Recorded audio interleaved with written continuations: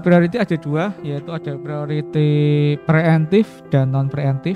Kita mulai dari priority yang non preemptif dulu.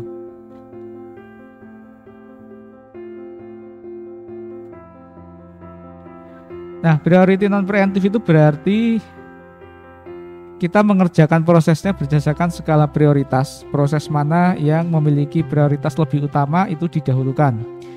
Yang kedua, non preemptif itu berarti tidak dapat dijeda.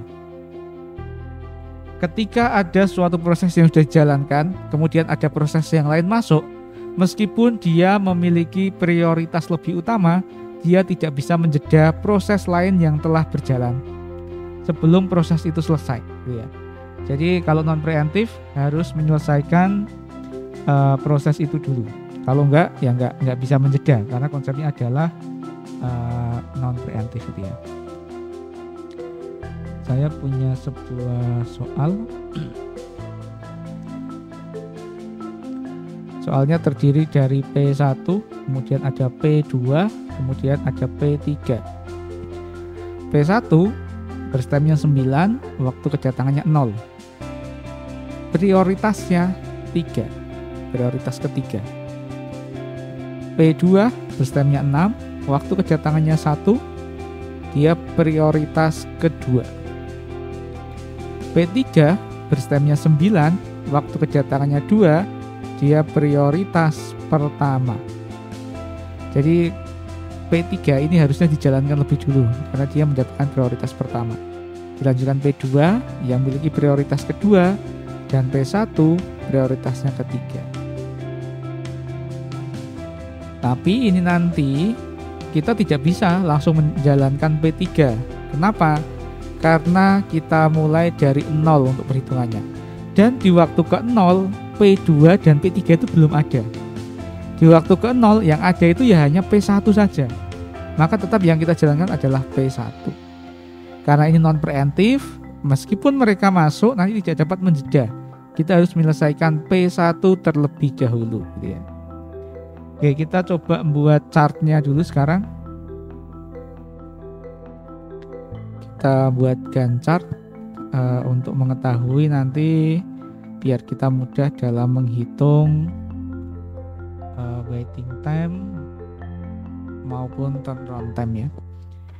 Oke, untuk proses gitu ya, selalu dimulai dengan 0. Di waktu ke-0 ini yang ada hanya P1, P2 belum ada, P3 juga belum ada. Makanya tidak bisa diproses meskipun skala prioritasnya lebih bagus P2 dan P3. Ini harusnya lebih didahulukan. Tapi karena yang ada di sini hanya P1, ya udah. Jadi yang kita jalankan di waktu ke-0 adalah P1 dengan berstem 9. Oke, kemudian di waktu ke-1 P2 masuk. Nah, di sini ya kita lihat di sini adalah non preemptif. Berarti kalau non preemptif itu dia tidak dapat menjeda. Artinya ketika P2 masuk di sini kita nggak bisa langsung memproses. Tidak akan memproses P2. Yang akan kita proses tetap P1 karena non preemptif. Ketika dia dijalankan, dia harus dijalankan sampai selesai, baru bisa mengerjakan proses yang berikutnya. Maka P2 masuk di sini bukan untuk diproses, tapi hanya masuk ke dalam antrian, gitu ya. P2 hanya masuk ke dalam antrian. Yang dikerjakan tetap P1. Berstemnya tidak berubah. Kenapa tidak berubah? Karena tidak ada proses yang dikerjakan. Jadi meskipun dia masuk antrian, berstemnya tetap 9. Karena di sini nggak ada pengurangan kalau non preemptif. Terus kemudian di sini ada P2. P2 dengan 6. Preemptif, ingat non preemptif itu adalah proses yang berjalan tidak dapat dijeda oleh proses lain. Apapun alasannya, berstemnya, entah prioritasnya, entah waktu kedatangannya atau yang lain. Yang kita kerjakan tetap P1, sini juga P1. Kemudian di waktu kedua, ya, di waktu kedua ini P3 masuk lagi. Nah, P3 masuk ini tidak untuk diproses, tetapi gitu ya, untuk masuk ke antrian sama seperti P2 sebelumnya. Maka yang dikerjakan paling utama tetap P1 dengan 9. Nah, P2 dengan P3 ini kita bandingkan siapa yang memiliki skala prioritas lebih utama, maka dia akan dikerjakan lebih dulu.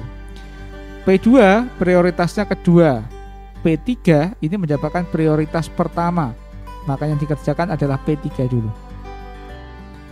P3 dengan 3, kemudian P2 dengan 6. Udah ya, dikerjakan P1 dulu proses. Oke, di sini sudah tidak ada antrian lagi yang masuk, maka langsung bisa kita selesaikan proses P1-nya sampai di angka 9. P1. Maka proses di sini ya P1 semua. Tapi di sini nggak ada pengurangan ya, karena di dalamnya tidak terdapat proses. P1 non preemptif tidak dapat dijeda, ini P1. Oke, kemudian masih ada sisa ya, P3 dengan 3 dan P2 dengan 6. Nah, yang kita kerjakan P3 dulu. Karena P3 mendapatkan prioritas pertama. 9 tambah 3, 12. 9, waktu terakhir ditambahkan berstemnya 3. Maka P3 selesai di angka 12. Di sini menyisakan P2 dengan berstemnya 6. Waktu terakhir atau waktu selesai P3 adalah 12. 12 kita tambahkan dengan berstemnya P2 itu 6, maka selesai di angka 18. Ini P2 selesai. Nah, ini prosesnya. Non preemptif itu selalu ya, jumlah chart yang diproses ini sama dengan jumlah prosesnya, karena tidak ada penjedaan. Jadi kalau jumlah prosesnya itu ada P1, P2, P3, P4, P5, P6, P7 mesti di sama. Entah urutannya mungkin beda-beda, tapi mesti hanya ada 7. Tidak ada pengulangan. Itu kalau yang non preemptif ya. Oke, sekarang kita cari yang namanya waiting time ya. Waktu tunggu P1. Waktu tunggu rumusnya adalah waktu mulai gitu ya, waktu mulai dikurangi dengan waktu kedatangan. P1 itu dimulai, dia mulai masuk proses gitu ya, diproses itu adalah di waktu ke-0. Kemudian dia datangnya kapan gitu ya, datangnya juga di waktu ke-0, maka P1 0 ya. Waktu mulai dikurangi waktu kedatangan. P2 paling belakang karena selesainya lebih dulu P3 ternyata, berdasarkan prioritasnya. P2 ini mulai di waktu ke-12. Ini ya, waktu ke-12 ini P2 mulai. Dia datang di waktu ke-1. Gitu ya. Maka ini mulainya 12 dikurangi 1. Maka P2 11. P3 dia mulainya di angka 9. Ini 9 mulai. Dikurangi waktu kedatangannya adalah 2. 7. Kita cari rata-ratanya, average waiting time 0 tambah 11 tambah 7 bagi 3 15, 6 ya. Ini rata-ratanya. Jadi P1 tidak perlu menunggu, dia langsung dimulai diproses. P2 menunggu selama 11 baru diproses, mulai prosesnya ke-12. P3 itu menunggu sebanyak 7 gitu ya, baru diproses ke-9 karena dia datangnya dari 2. Oke, kemudian kita cari yang namanya turnaround time ya, TAT. Turnaround time itu adalah waktu yang dibutuhkan untuk menyelesaikan sebuah proses dari dia datang sampai selesai. Kita lihat P1 dulu. P1 selesai di waktu 9. Ini ya, ini selesainya P1 9. Waktu kedatangannya berapa gitu ya? Waktu kedatangannya 0, maka 9 dikurangi 0. P1 9. P1 sejak datang sampai selesai itu membutuhkan waktu 9. Sebagai contoh, misalnya dia datang ke rumah sakit, dia sejak datang jam 12 sampai dipanggil, diperiksa, mengantri obat, membayar, itu membutuhkan waktu 90 menit. Nah, contohnya seperti itu.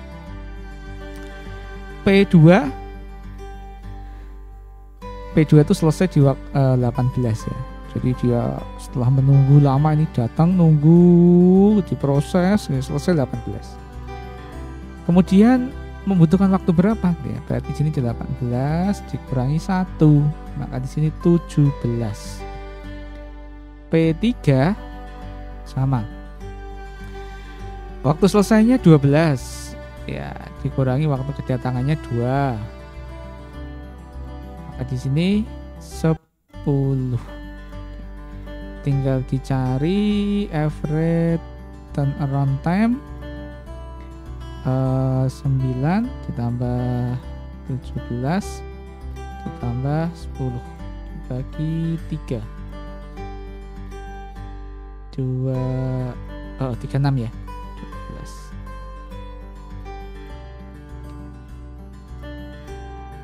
Oke, jadi P1 itu sampai selesai itu 12. P2 dari datang sampai selesai itu 17.